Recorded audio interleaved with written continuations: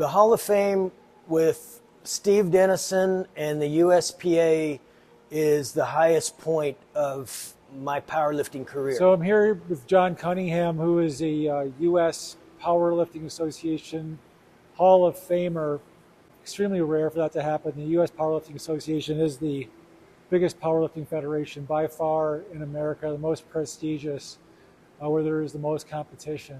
And he's in the Hall of Fame with how many members are there?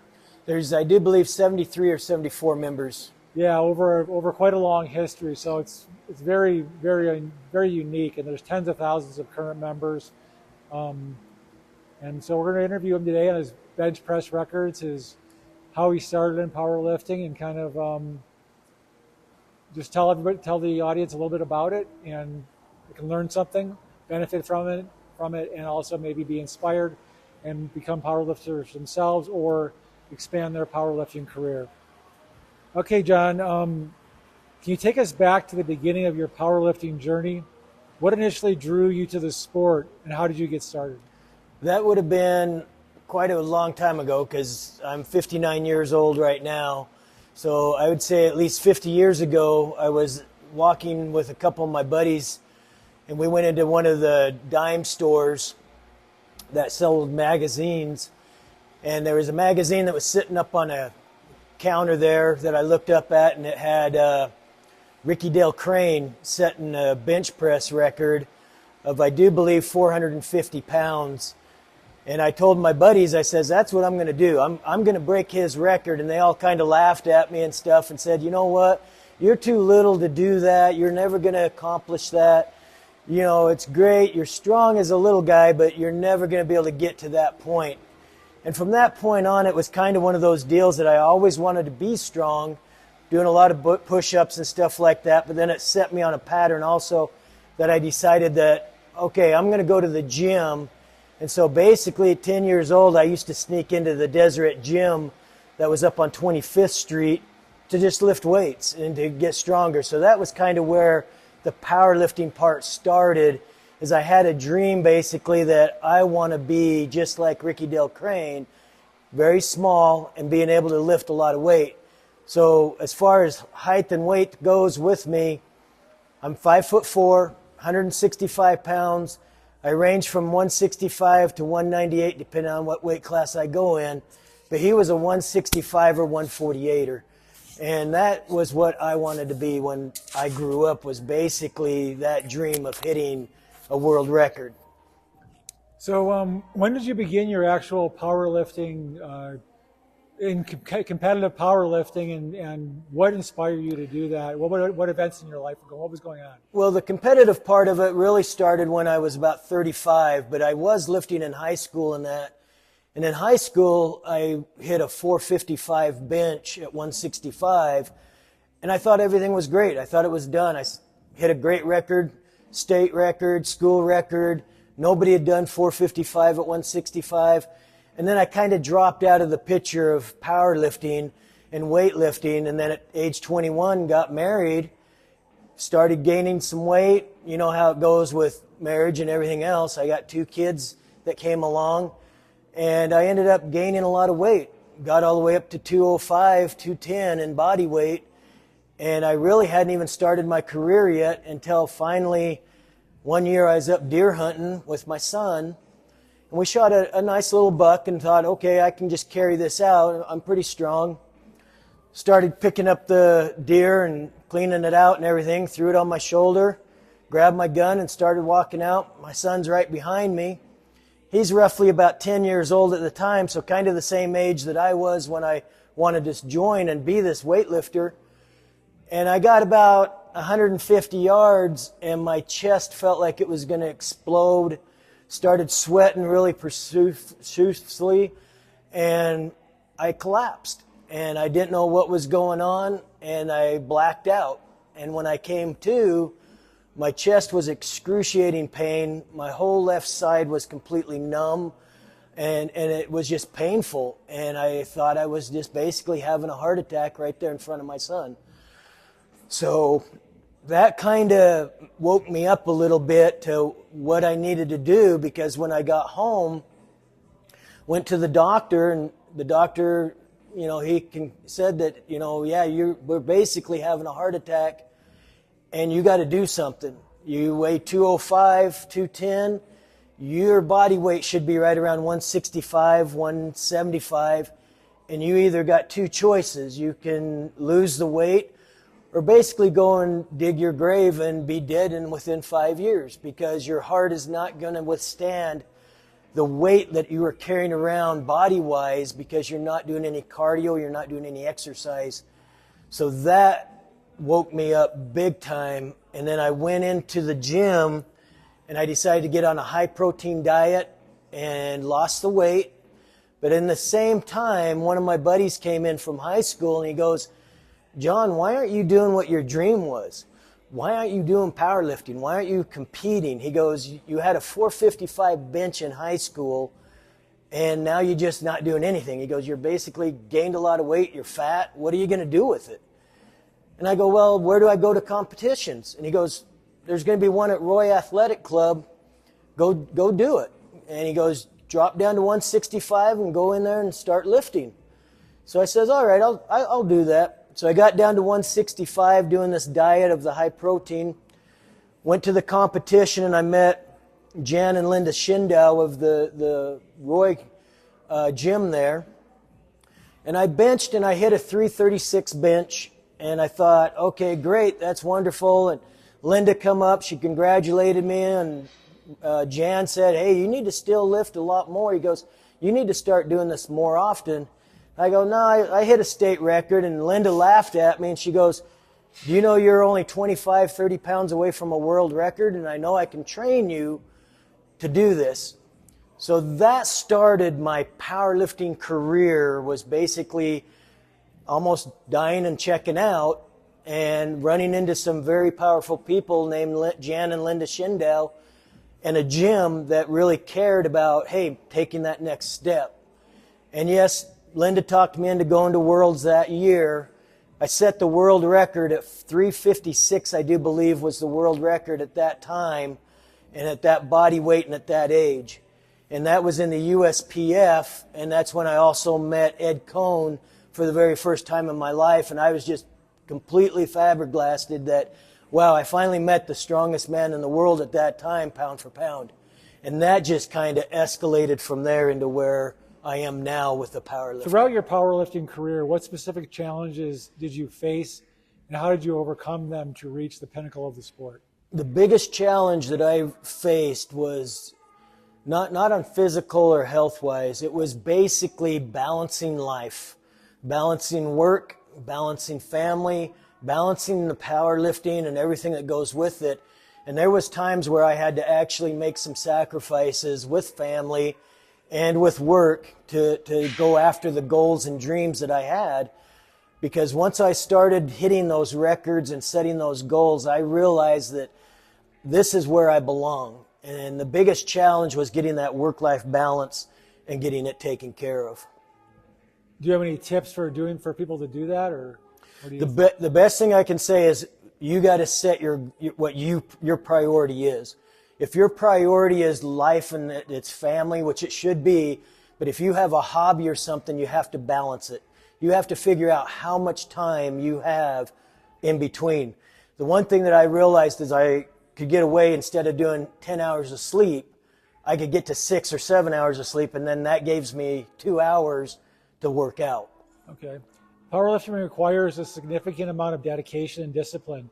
How did you maintain motivation and stay focused on your goals, especially during challenging times? That's where it's real interesting, because I've done this for 50 years. Most people do it for a 10-year, 5-year period till they get injured or something happens.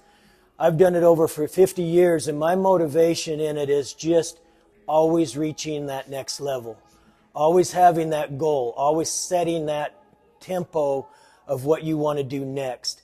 A lot of people are just happy and satisfied with one or two things. With me, it was one of those deals where I made a goal that whoever dies with the most records wins. And I did that with a buddy of mine that I competed with, and he was a 148 or 132, and I was in the 165, 181, and sometimes in the 198. But that was the goal. Whoever has the most records at the end of this wins. And that was the driving force of this whole thing. Okay. Can you share some insights into your training regimen? What were the key components that contributed to your success, and how did your approach evolve over the years? On that, when I started out, it was basically just picking weights up. Whatever I could work out. I picked up a routine from Muscle and Fitness magazine, started doing a workout that way, and then I decided, you know what, I need to talk to people. I need to set my routine up with what these guys are doing. So I seeked out these guys that were older than me that had been in this competition for long times.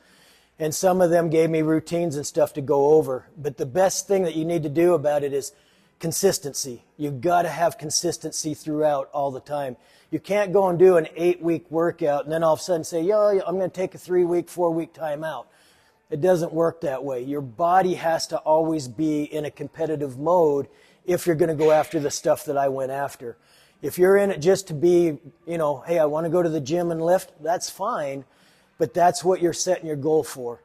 But the guys that come in and do these goals of, hey, I want to be a world record, I want to have all these championships, I want to be in the Hall of Fame, you got to do stuff that's totally different than anybody else, and you've got to make the commitment and time to do it. Okay.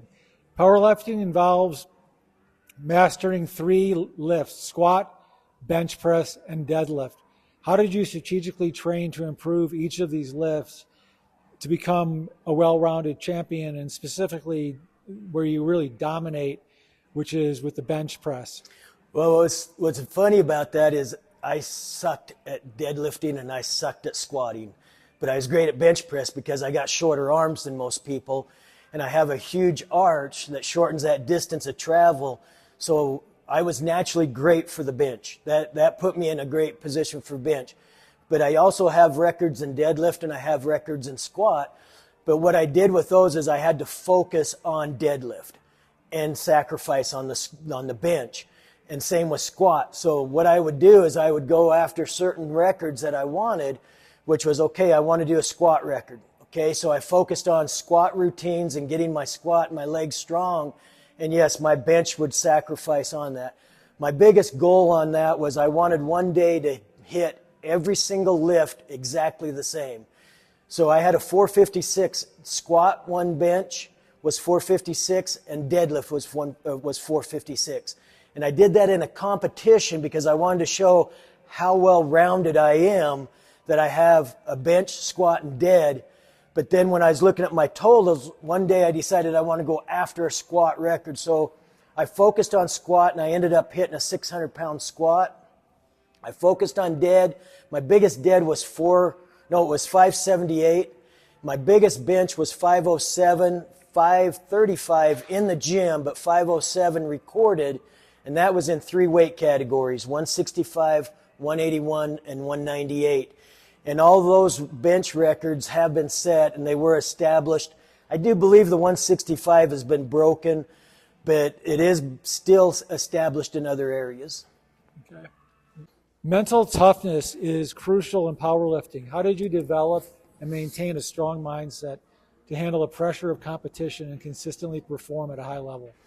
On the mental part of that, that's the biggest part of powerlifting and setting records and going after things that nobody else has done. You got to put yourself in a mind state that's higher of a level than anybody else out there. And some of that means that you got to focus on what you're going to do and how you're going to do it, and you don't want any distractions at all. So that's where it comes into play, where you have to sacrifice things. And to get your mental state there, I even went to hypnosis, to where people would actually go and hypnotize me and stuff like that to get my mental area of focus where it was supposed to be. But then also in that hypnosis, I basically turned to music, and that music was the time to play the game. And that time to play the game music, I'd have that in my hypnosis deal of saying, okay, when I hit my focus point, that music starts, I go into a whole different world. My world of focus is to the point where the only thing I hear is the judge say, start, press, rack. And that's all I hear when I'm in that mental focus. And then when I get up and scream and holler and jump up and down and run around, that's still part of the excitement and the adrenaline that happens. But you got to remember that mental focus is something that you have to train yourself. Mental focus is a huge part of the technique of lifting and going through it, because what you got to do is you got to understand the weight's heavy, yes, but in your mind you got to focus to where it's actually light, and you got to believe it to that point. Injuries are a common part of any athletic journey. Can you discuss any significant injuries you faced and how you managed to recover and come back stronger? Okay, injuries are part of the game. You're going to get injured. You do not lift this kind of weight without getting injury. And you have to go into the game knowing I'm going to get injured. Sooner or later, my body is not going to accept what I'm doing to it, and it's going to get injury, and I'm going to have to recover. Now, going into it knowing that, I had a full pec tear, big major injury, had all 3 tendons pulled off of the bone, had 3 drill bits to get it back into place, three bolts put in there, get it in. I had my arm basically strapped to my body for roughly 4 weeks. And when it was strapped to my body, I was in the gym still every day. I had my surgery on a Thursday. Friday morning, I was in the gym, still working out my legs, still working out my body, knowing that I'm going to get stronger, and I know that that would recover. Now, when I went to bench after all that surgery, I had to start out with the bar. I was doing a 507 bench, and in one day, I went from 507 to benching the bar. And I had to stay with that bar for almost 4 or 5 weeks, and then I added 5 pounds. Then I added another 5 pounds. Then I got to 25 pounds. And I just kept adding weight until I got back to the 507 bench that I had. The problem is a lot of people give up. They think, oh, I'm injured, I can't do it. But the only thing that keeps you driving is your mental state of saying, I will not give up. I will come back. I will make that next step. I've also had surgery on my neck where I had the C5, 6, and 7 all fused together to where I actually couldn't even pick up a coffee mug because I was completely weak. I almost like paralyzed because I had injured my neck to where I actually crushed it. And that actually happened when I did the 600-pound squat. I actually crushed the vertebrae to the point where they had to go in and fuse it together and put bolts in there to make it so that it was stabilized. That was 1.5 years recovery to come out of. My latest surgery that I had my T11 and T12 fused together. On that one, when they fused it, I ended up getting a blood clot that traveled into my legs, and it exploded my femoral nerves in both legs. So I don't have any power or strength in my quads at all. My hips are shot. I can't even really walk. I walk with a cane now because I don't want to fall down. My feet are basically to the point of basically pins and needles all the time. They feel swollen, but they're not swollen. I had blood clots that came from my knees all the way to my feet that I had to get cleared out.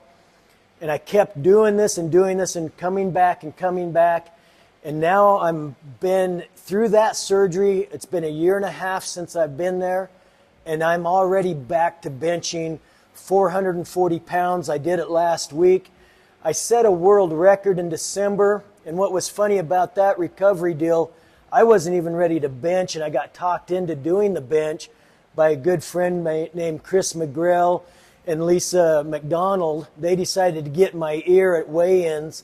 They talked me into putting on a shirt that I had never worn, and I ended up doing a 20-minute warm-up, walked out, and I hit a 420-pound bench press for a world record in my age and weight class of 165.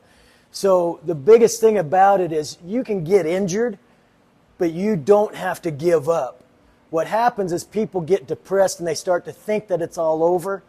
It's only over if you decide it's over. When you think that it's over and you decide that it's over, that's when it's over. But if you're willing to fight, willing to put forth the effort, willing to come into the gym, willing to do whatever you want to do, and get that mindset of positivity and a lot of prayers. Of course, when you're sitting there going, okay, I'm at my lowest low, who's there to help you? Well, the only ones there is God and the guys around you, the people around you, your family. That's where it goes. Those are the things that make it so that you can recover and get back to what you want to do. My intention is I will bench press 500 pounds again, but when I bench press 500 pounds, I won't have any power coming out of my legs because my quads are shot. I can't even do 2.5 pounds with my legs on one of those incline presses. But I'll tell you what, I still will get that bench, and I'm going to record the bench, and so it will be out there that everybody can see that I did hit a 500-pound bench after all those surgeries and still not willing to give up. And that carries over into other parts of your life, I'm sure, too, because everyone has other challenges outside the gym. Absolutely. And that persistence helps a lot. Absolutely. Everything focuses in on whether or not you're willing. It's your choice. What do you choose? Do you choose to continue, or do you choose to change your step? Every morning you wake up, your choice is what you do. It's up to you to do a positive or a negative. How the day's going to go, it's totally up to you. Totally up to choice. Yep. Powerlifting competitions can be intense and nerve-wracking. How do you handle the pressure of competition? And do you have any pre-competition rituals or routines that help you stay focused? The pre-ritual competitions, what I used to do and I still do today, it has a lot to do with what I learned when I went through some hypnosis and stuff of getting my mind set. What I do is I do a prayer to God, asking for His help and His guidance, and to put me into a deep sleep.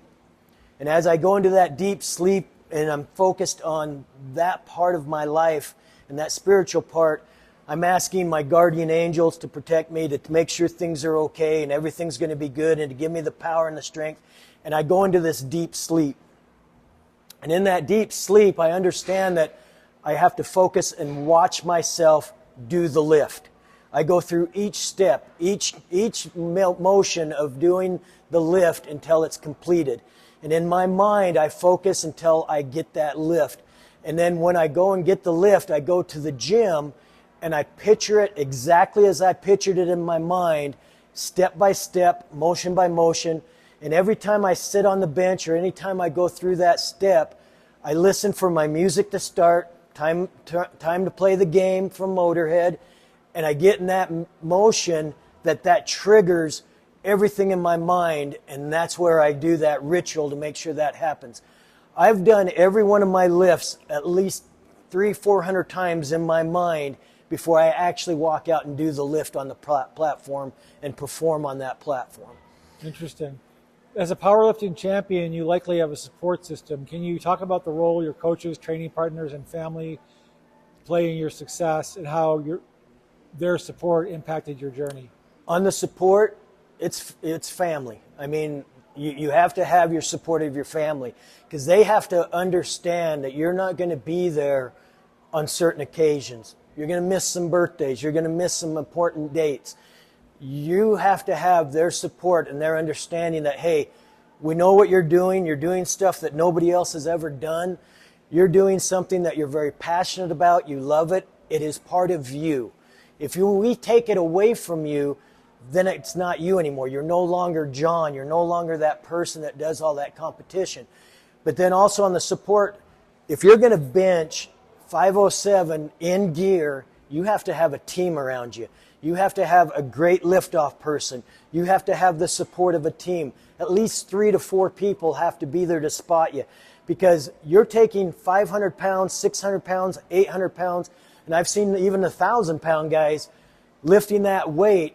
They never do it alone. They always have 3-4 people around them, and I've never seen anybody be able to get into the gear without help.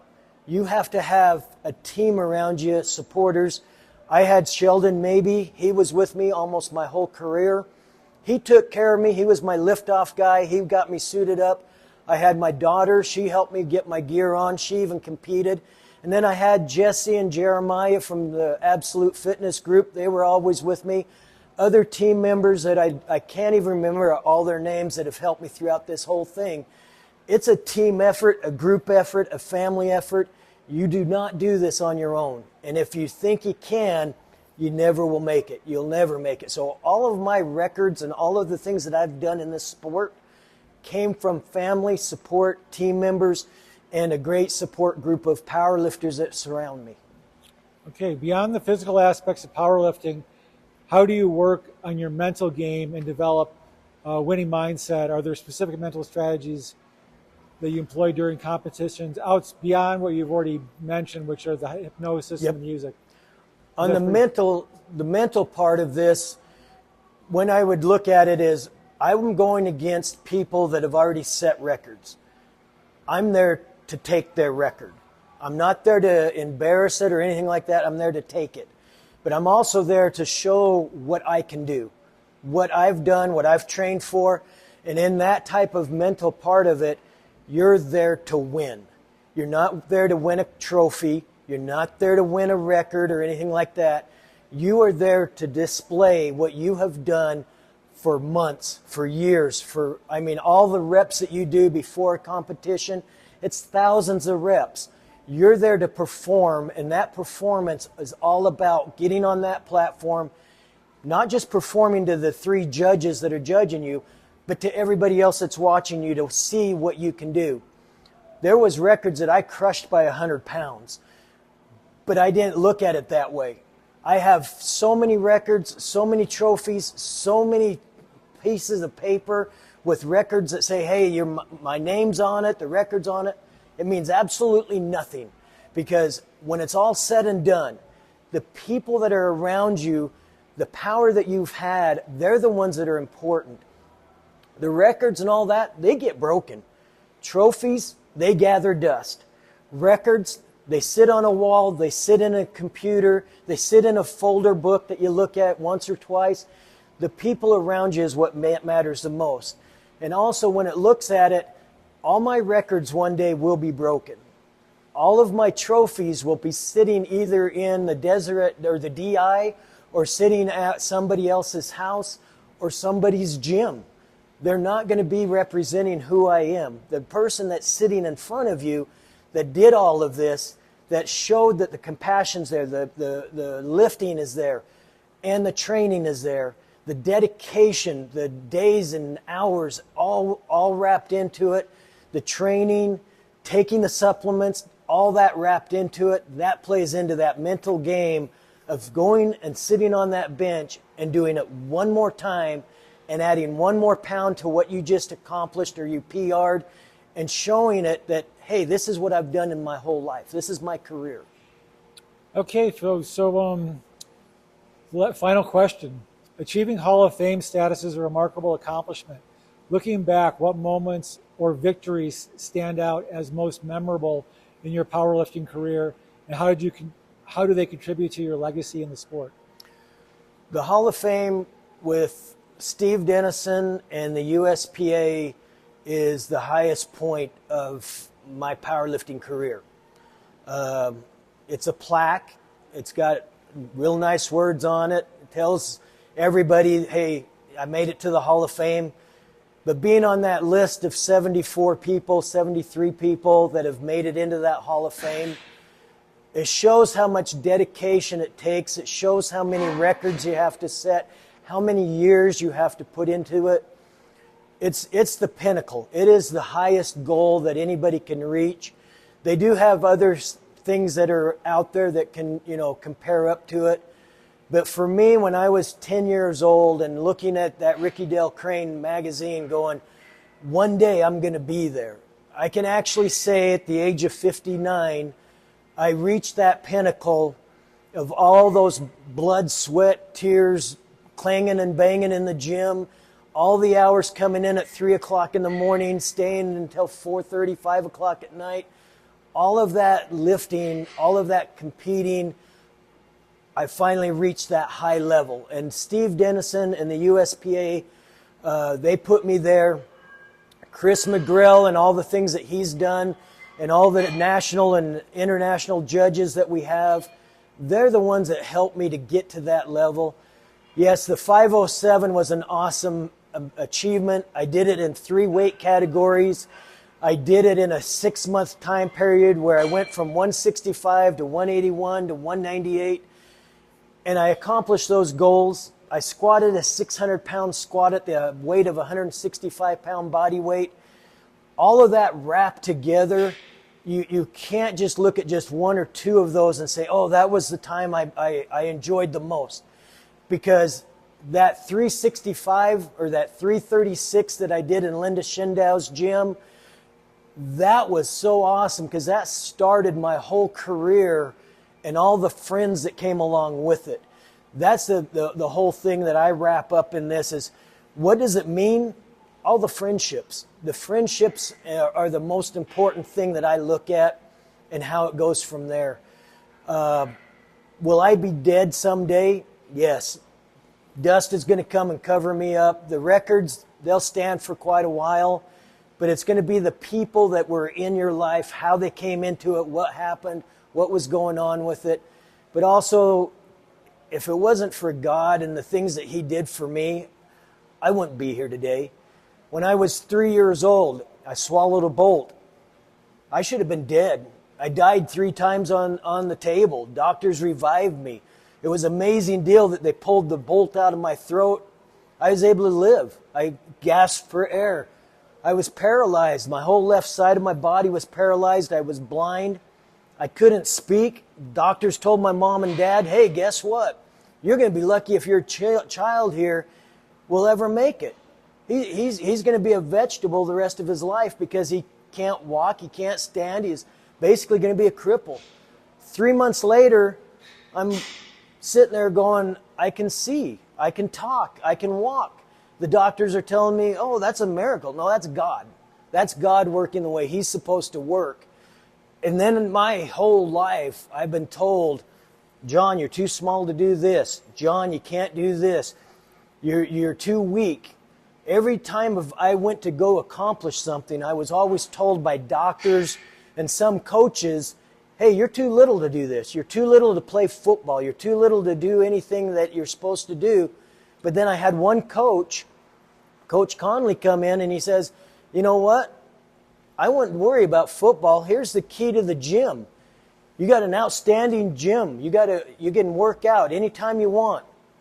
Come in and lift. He goes, you're doing a 300-pound bench press in the 9th grade. He goes, maybe you should be a bench presser, or maybe you should be into powerlifting and quit worrying about all these other sports. Go do something you love.